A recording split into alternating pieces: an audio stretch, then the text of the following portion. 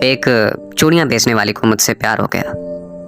اس کی کیا کمال کی محبت تھی۔ وہ جہاں بھی جاتی تھی وہاں کی مشہور ترین چیز میرے لیے تحفے میں لے کے آتی تھی۔ وہ میری خاطر میرے شہر میں 4 سال تک رہی۔ روزانہ میری منتیں کرتی رہتی تھی اور میرے سامنے بچوں کی طرح روتی تھی۔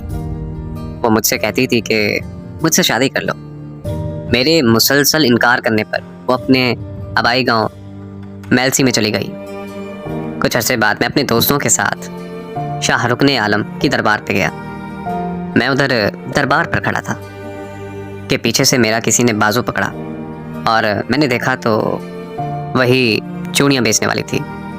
خوشی کے مارے وہ مجھ سے کہنے لگی کہ میری دعا رنگ لے آئی، تیرا دیدار ہو گیا، میری عید ہو گئی۔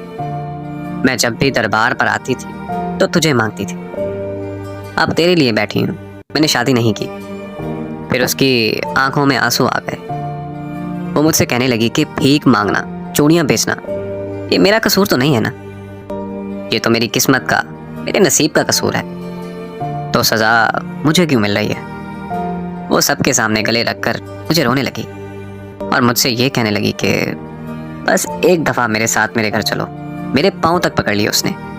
سب لوگ دیکھ رہے تھے، میری بہت بے عزتی ہوئی، لوگوں کا مجمع لگ گیا۔ میرے دوستوں نے بولا کہ یار کیا ہوا، چلو ایک دفعہ ہو آتے ہیں۔ میں نے ہاں کر دی تو وہ بھاگ کر گاڑی میں بیٹھ گئے۔ اس کا گھر 50 کلومیٹر دور تھا۔ سارے راستے وہ بہت خوش تھی۔ ہم اس کے گاؤں پہنچ گئے۔ وہاں سب گھر کچے تھے لیکن صفائی پکے گھروں سے بھی زیادہ تھی۔ سب لوگ مجھے عجیب نظروں سے دیکھ رہے تھے۔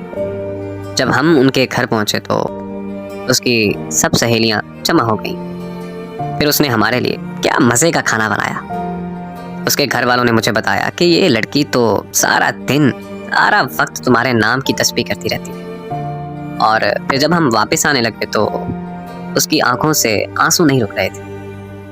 میرا ہاتھ چوم کر کہنے لگی کہ یہ تیرا قصور نہیں ہے، یہ میری قسمت کا قصور ہے جو میں چوڑیاں بیچنے والی کے گھر پیدا ہو۔ بڑی مشکل سے ہم سب نے اسے چپ کروایا اور پھر ہم واپسی کے لیے نکل آئے۔ میں کار کے شیشے میں سے اسے دیکھتا رہا۔ وہ ہماری گاڑی کو تب تک دیکھتی رہی جب تک ہماری گاڑی اس کی نظروں سے دور نہیں ہوئی۔ وہ ہماری آخری ملاقات تھی۔